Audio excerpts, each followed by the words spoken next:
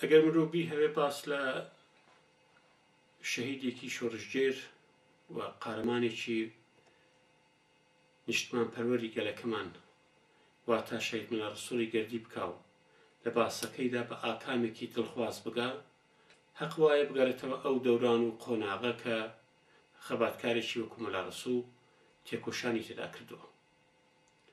هەلومەرجی سیاسی کۆمەڵایەتی نەتەوەی ئەو کاتێک کە مەلا ڕەسووڵی گەردی خەباتیدا دەست پێ کردو قۆناغێک بوو کە ئەو کاتدا دیکتاتۆرێکی ڕەش بەسەر ئێران و بەتایبەت بەسەر کوردستان دازاڵ بوو. ئەو کاتە ساواکی ئێران واتە سازمانی ئەمنیەتی ئێران قوڵەی بە خەباتکارانی ئێران و بەتایبەت خەباتکارانی کورد دەکرد. زۆربەی زیندانیەکانی ئێران لە شۆڕژگێرانی کورد ئاخندرابوون. ئەگەر ئەمە بمان هەوێ دەقیقتر مەلا ڕەسووی گەردی بناسین، حەق وایە سرنج بدەینە ئەو ئەسناد و بەڵگانەی کە خۆی دوژمن لە سەروی بڵاوی کردوێتەوە باس دەکا.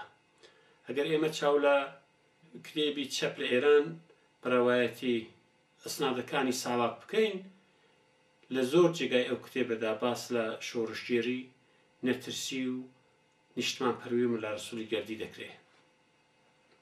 ئەوان وەکو مرۆڤێکی نەسرەوتوو وەکو ئەندامێکی حیزبی دموکراتی کوردستان باسی دەکەن، وەکو کەسێک باسی دەکەن کە بۆ دەستێنانی ئامانجی گەلەکەی واتە ڕزگاری نەسرەوتوانە و نەترسانە خەباتی کردووە. دەو زەمانیدا مەلا ڕەسووڵی گەردی 3 جار کەوتۆتە زیندانەکانی ڕەژیمی شا، جارێکیان 4 ساڵ و 10 مانگ لە زینداندان دەبێنێتەوە. هەموو جارێک کە مەلا ڕەسوول لە زیندان دێتە دەرێ لە جاری پێشوو شۆڕژگێرانەتر شێرگیرانەتر دەست بە خەبات و تێکۆشانی خۆی دەکا. خەباتگێری و تێکۆشانی مەلا ڕەسووڵی گەردی دەواقعدا بۆ ساواک و دەستگاکانی ئەمنیەتی حکوومەتی هەمە ڕەزاشا بە تەواوی ڕوون و ئاشکرا بوون، بۆیە دائیم ئەوان لەژێر کۆنتڕۆڵیان دەکرد، لەژێر چاودێریواندا بوو و هەموو هەڵس و کەوت و حرەکەتەکانی ویان کۆنتڕۆڵ دەکرد.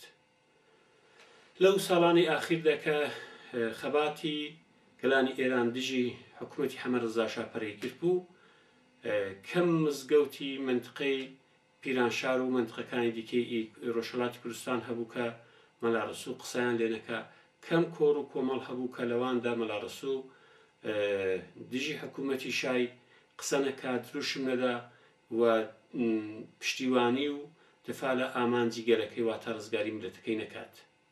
هەر بۆیە کە حکوومەتی شاڕۆخە هەر لە ڕۆژانی ئەوەڵدا مەلا ڕەسوو وەکو پێشمەرگەیەکی حیزبی دموکراتی کوردستان وەکو ئەندامێکی بۆ وەفای و حیزبی هاتە مەیدان و لە کۆمیتەی شارستانی پیرانشاردا دەستی بەکار کرد. مەلا ڕەسوو هەتا ئاخرین نەفەسی ژیانی، هەتا ئەو دەقەی کە شەهید بوو، کەسێک بوو کە زۆر بەجەسارەتەوە داوای مافی گەلەکەی دەکرد. مەلا ڕەسووڵی گەردی سەرراوێکە مامۆستایەکی ئاینی بوو، ئینسانێکی ڕووناکبیر و نیشتمان پەروەر بوو.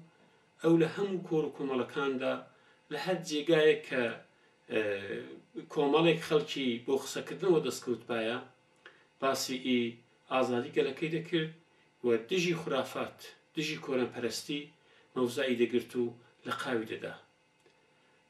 مەلا ڕەسووڵی گەردی شۆڕژێکی ڕاستەقینەی گەلی کورد بوو.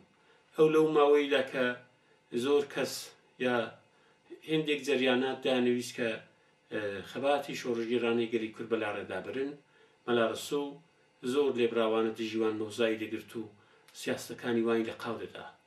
مەلا ڕەسووڵی گەردی هەتا ئاخرین لەحزەی ژیانی، هەتا ئەو کاتەی لە پیلانێکی شومی دوشمناندا ژیانی لەدەستدا، وەکو شۆڕژگێریی نەسرەوتووی گەلەکەی، وەکو کەسێک کە هەڵوەدای وەدیهێنانی ئاوات و ئامانجی گەلەکەی بوو خەباتی کرد. ڕۆحی شاد بێ، ڕێگای پەڕێبوار بێت.